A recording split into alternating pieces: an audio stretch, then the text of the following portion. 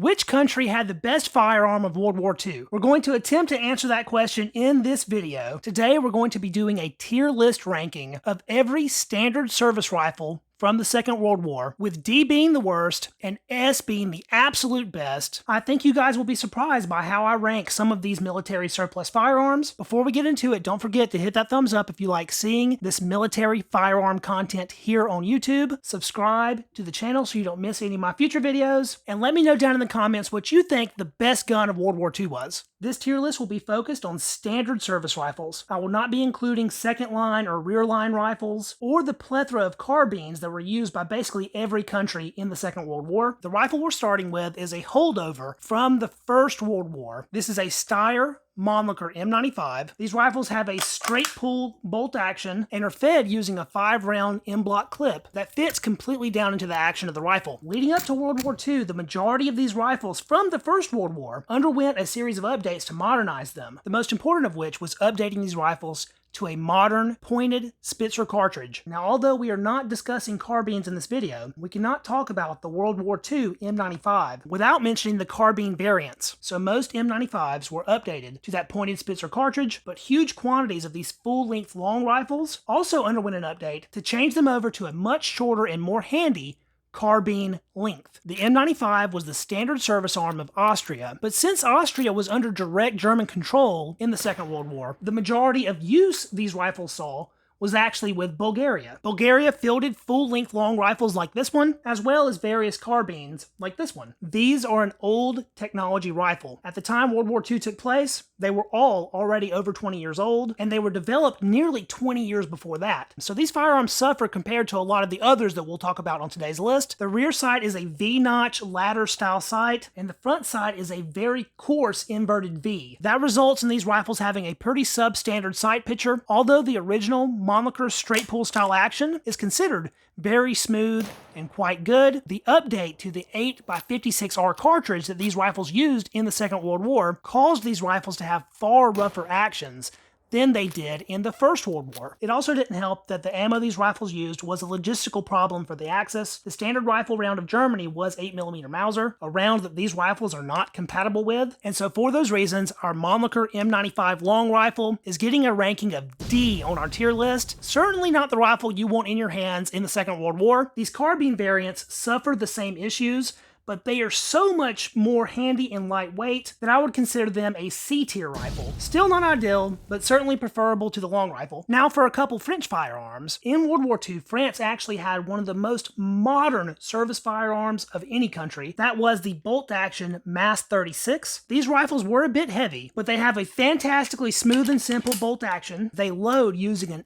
excellent 5-round stripper clip. The 7.5 by 54mm cartridge was cutting edge and new, and the French equipped these rifles with excellent aperture style sights. The MAS 36 is one of the most perfected bolt action designs I think there ever has been, and for that reason this is an A tier rifle. It doesn't quite make it to S tier because the 5-round magazine capacity is just not that impressive, and it still has that limitation of being bolt action. As far as World War II service rifles go, the French had an excellent one. There was a slight issue with the MAS 36 though, and that was simply that there was not enough of them. Yes, the MAS 36 was France's standard service arm, but since there wasn't enough of them to go around, they still used their older World War I Berthier rifles. World War II Berthiers were 5-shot M16 variants. They have a pretty standard bolt action with straight bolt handle, and they have an older style ladder type sight. I will say that on the M16 rifle specifically, the sights were very precise, so it made for a nice precision weapon, but it didn't really have the best battle sight. These rifles are super long, big, and kind of clumsy. They're also quite heavy, and these Berthier-style M-block clips are okay, but still far worse than the excellent clips of the MAS 36. The Berthier was a World War I rifle, but put back into service during World War II, and I think that justifies it being a C-tier rifle at the absolute best. Italy had a mixed bag of rifles in the Second World War. Leading up to the war, their standard service arm was supposed to be this M1938 Carcano. This is the lightest and most handy standard service arm of any country that we will discuss today, but like France with their MAS 36, there were not enough M38 Carcanos to go around. So Italy resorted to fielding their World War I 1891 carcanos. Of course, these have both rifle and carbine variants. The 1891 long rifle, though, is heavy at almost 9 pounds. It is extremely long and has what I would describe as very poor sights. Even though these had an impressive 6-round capacity and were fed with a decent M-block clip, they were still pretty much obsolescent by the time World War II rolled around. During World War II, Italy began producing a rifle known as the M9141 because they began production in 1941, and this is basically a simplified, shorter version of the M91 long rifle. The sights on this rifle are better than the ones on the long rifle, and the M9141 doesn't have the progressive rifled bore like the older M91 did, making the barrel a bit more simple to produce. These rifles were still really big, and the sights left something to be desired. It's really a shame that they couldn't iron out the logistics of the M38, because the M38 has a very simple and quite good fixed V-notch rear sight, which in my opinion is a far better battle sight than any of the other Carcano variants. The M38 had an updated cartridge. It still had that great 6-round magazine capacity, and although Carcano clips are not the absolute best, they're certainly adequate, so these rifles were pretty reliable and quick to reload, especially when they were really new. As far as our tier list ranking goes, I think the old school 1891 long rifle is certainly a D tier rifle. The 9141 is substantially better, so I think it's firmly C tier, but for the pretty impressive short, lightweight M38, I actually think it's worthy of a B tier ranking. That's surprisingly high considering it is a Carcano variant. I think people tend to forget that China was a major participant in the Second World War, and I think Chinese World War II firearms are a complete mystery to most. This is the Hanyang Type 88 rifle, the standard infantry arm of the Chinese army in the Second World War. These are sometimes referred to as the Hanyang 88 Mauser. However, this is not a Mauser. It actually has the same action as the German 1888 commission rifle, which means that by the time World War II rolled around, the action that this rifle was designed around was extremely old. The Hanyang 88 looks a little bit different from its German relative. The Chinese took that 1888 commission rifle action, but then they set the front end up very much like a Mauser, specifically a Model 93 or Model 95 Mauser. These rifles have a pretty basic tangent-style rear sight, zeroed at 200 meters, and the front sight is sort of an intermediate thickness inverted V, so it has a decent enough battle sight. Like the German commission rifle, this rifle is loaded with a 5-round M-block clip that fits completely down into the action, and although those clips are okay, they're certainly not the best. The Hanyang 88 also had the logistical issues of not being designed around a standard 8mm Mauser cartridge. It was meant to be used with the older style .318 diameter bottlenose cartridge and not the World War II modern pointed Spitzer cartridge. The 88 was a functional enough service arm, but very long in the tooth by the time World War II came around, and so I would say this is pretty easily a D-tier rifle. The Hanyang 88 was China's standard service arm, but they also fielded significant numbers of a far more updated Mauser-style rifle, the Type 24. Now, unfortunately, I don't have a Type 24 in my inventory, but these rifles were very similar to a Mauser standard model. They had a 98-style Mauser action, used standard 8mm Mauser ammo, loaded with a 5-round Mauser-style clip. They were a similar weight to the Hanyang 88, but were more compact, and all in all, they were a really great firearm. The Type 24 is also sometimes referred to as the Chiang Kai-shek Mauser, and that Chiang Kai-shek Type 24 Chinese Mauser comes in at B tier on my rankings list. It was really quite good. The Imperial Japanese Army had 2 standard service arms, the Type 38 and Type 99 Arisaka. The Type 38 was an older design. These were primarily fielded against China. They are a full-length long rifle and are chambered in a very light recoiling 6.5mm cartridge. These rifles have a modified Mauser-style action that is most excellent. They are durable and reliable, fed with a 5-round Mauser-style stripper clip. Since the Type 38 was a bit older, it did have an older style rear sight. It's a V-notched ladder style sight, and the front sight is a fairly coarse inverted V. The Type 38 is a really good rifle, but in the context of World War II, it was too darn big. With the addition of a Type 30 bayonet, these rifles were taller than the average Japanese soldier, and so I would consider the Type 38 to be a C-tier rifle in the Second World War. The Type 99, however, was the latest and greatest in bolt-action rifle technology come World War II. These rifles had a new 30 caliber cartridge that was far harder hitting than that of the Type 38. They still maintained this outstanding modified Mauser action. The sights were upgraded to an aperture-style peep in the back and a more precise inverted V in the front. They still had a standard 5-round magazine capacity and loaded using really quality Mauser-style clips, but the Type 99 was both lighter weight and far shorter than the Type 38, making it a lot easier to lug around. It was also designed for jungle combat, so they implemented a bore with chrome lining to avoid barrel corrosion in humid environments. The Type 99 is a nearly perfected bolt-action design, and for that, this Japanese arisaka deserves to be an A-tier firearm. You would be hard-pressed to find a better bolt-action in World War II. As far as milsurp rifles go, the M9130 Mosin Nagant holds a special place in the heart of many collectors. The M9130 was the standard service arm of the Soviet Union in the Second World War. These rifles are pretty darn long and come in just shy of 9 pounds, so they're a bit big and heavy. They're fed with a 5-round clip that is fair at best, and although the action of the M9130 is decently reliable, I don't think you'll ever hear anyone describe it as smooth. The 8x54R cartridge that this rifle is chambered in has the issue of being a rimmed cartridge, and so these rifles always stand a chance of encountering a rim jam if the clip that you were loading it with wasn't loaded properly. The M9130 was certainly one of the most economically sustainable rifles of the Second World War. I believe there were more of these made than any other rifle. It's equipped with an actually pretty nice tangent-style rear sight, zeroed at 100 meters, although these rifles are known to shoot high. That has a decent rear U-notch and a pretty good hooded post front sight, but unfortunately the sights might just be the best feature of this particular rifle, and although this is one of the heroes of World War II, I would say it is firmly a C-tier rifle. The Soviet M9130 was adequate, but certainly fell behind some of its competitors. You can't talk about the Soviet Union without mentioning Finland and their use of the Mosin Nagant design. Finland's standard military service rifle was the M9130 Mosin Nagant, just like Russia. But Finland also used several other Mosin Nagant variants that they sort of customized themselves. This is a Finnish-captured 1891 Mosin Nagant, the predecessor to the 9130. These rifles are extremely long, they are heavier than the M9130, but your basic Mosin Nagant action is the same. Finland took steps to accurize these rifles. Sometimes they replaced the barrel, they often replaced the stocks, they updated both rear and front sights. They changed the way the slings were mounted, but as I said, there were multiple variants of Finnish Mosin Nagants, all of which I would give the same C-tier rating that I gave the Soviet M9130. Finland did have one very special Mosin Nagant though, the M39. Now unfortunately, I don't have an M39 in my inventory.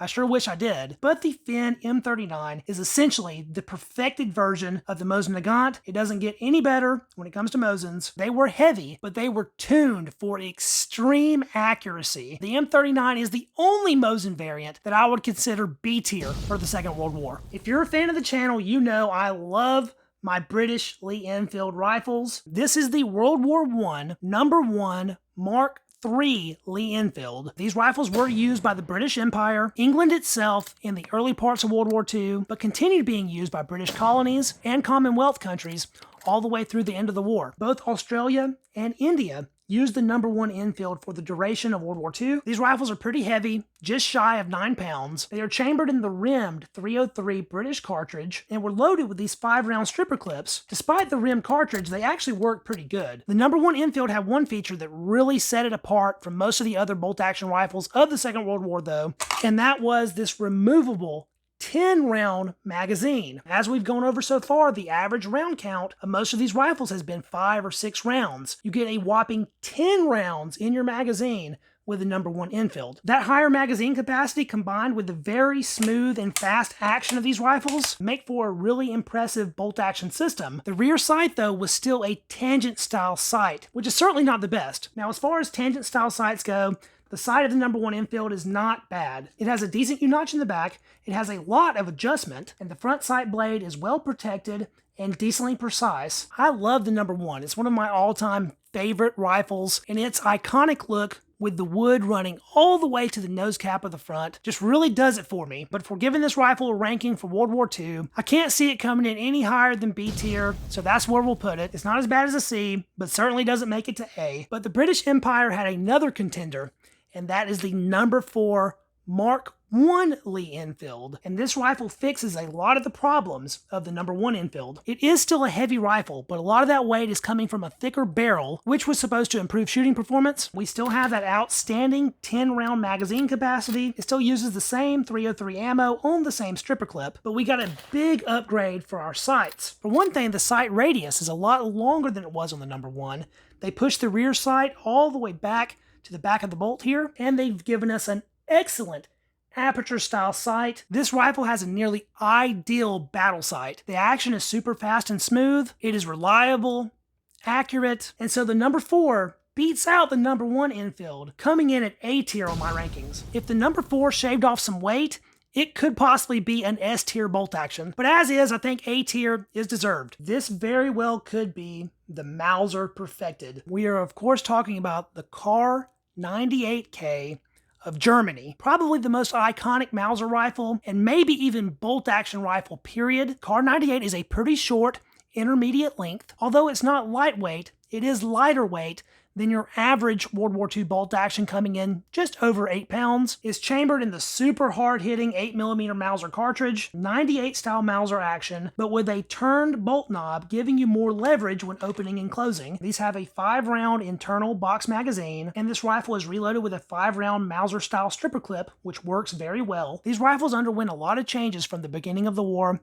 to the end of the war, and although they became a lot less fancy in that time, they never really lost quality or function. The Mauser action is extremely reliable, it is super smooth, and this rifle gets huge points for its overall compact size. One downside though is the tangent style rear sight. Now, as far as a tangent style sight goes, the Kar 98 has a really good one. The adjustment is very smooth. It has a V-notch as opposed to a U-notch in the back, which I typically don't like that much, but it is very crisp and clean on the Kar 98. And the front side is an inverted V, but it's pretty thin so you can get decently precise, and it comes with this really handy hood, both protecting the front sight and helping to prevent problems with glare. These rifles were produced on a staggering scale, and in today's collector market, they are one of the most desirable military surplus firearms you can encounter. I said the Kar 98K was the Mauser perfected, and it is pretty close to that, but perfect it isn't. The best ranking I can give this rifle is B tier, simply because of the sights. Had they implemented a rear mount aperture style sight, I think the Kar 98K would be an A tier rifle, but it doesn't quite make it in World War II form. Romanian troops were very important to the Axis,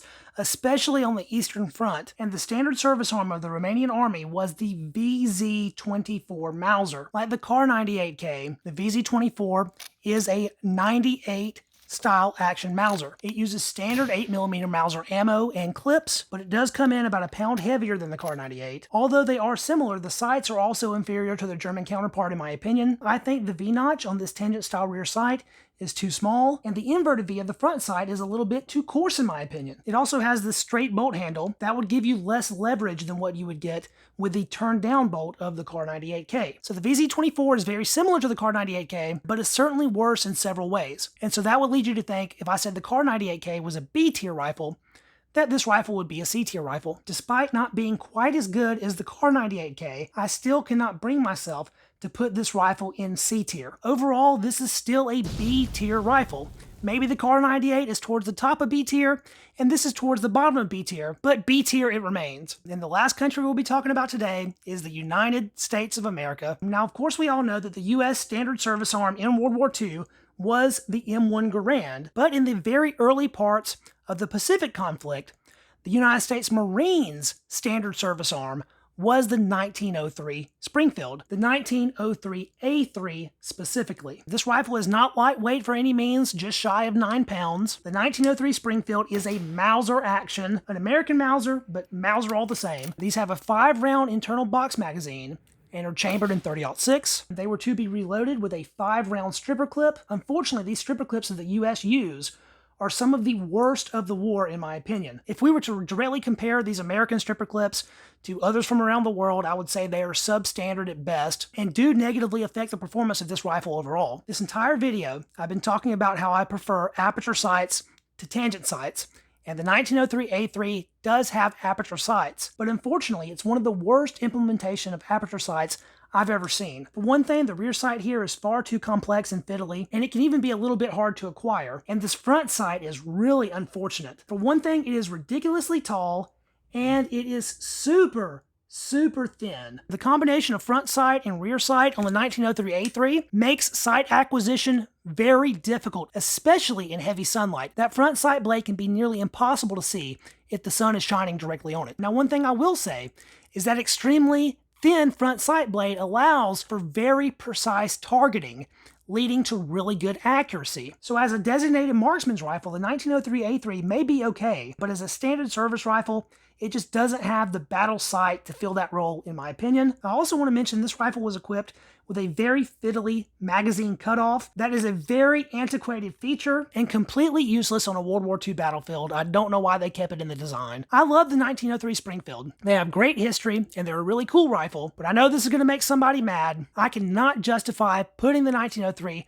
higher than a C tier rifle on my tier list. It's just not that good compared to some other rifles available from around the world during World War II. Luckily, the 1903 was not America's standard service arm for very long. The true standard infantry arm of the U.S. military in the Second World War is the M1 Garand. This is the only standard service arm of the Second World War that was semi-automatic, and that gave the American troops a huge advantage in terms of firepower. The M1 Garand was also equipped with an 8-round M-block style clip, giving it more shots per reload than your average rifle. Now, we all know that the loading of an M1 Garand can be a bit of a chore, but if you're practiced, it's very fast and reliable. You just have to be a little bit careful not to contract a bad case of Garand thumb. Aside from the massive advantage that the semi-auto nature of the M1 Garand brings to the table, the M1 was also equipped with some of the absolute best sights of the war, period. They are aperture style sights. The rear sight here has a lot of adjustment and is very easy to acquire. And our protected front sight blade here is a nearly ideal combination of speed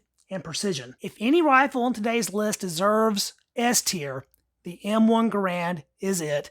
It is firmly an S tier rifle. No other standard service arm even comes close in the Second World War, in my opinion. Like Patton said, the greatest battle implement ever devised, the M1 Garand was cutting edge, reliable, and super accurate. Its only downside is that it was heavy, coming in at almost 10 pounds. But for this kind of firepower, it was worth the trade-off. And that does it for my World War II standard service arm tier list. I want to know what you guys thought about the video down in the comments. Did I get it right? And did I forget anything? Give the video a thumbs up if you enjoyed it. Subscribe to the channel so you don't miss any of my future military surplus firearm videos. If you know someone else that might like this video, please be sure to share it, because that is the absolute best way to help the channel grow. Thanks so much for watching, guys, and I will catch you in the next video. See you then.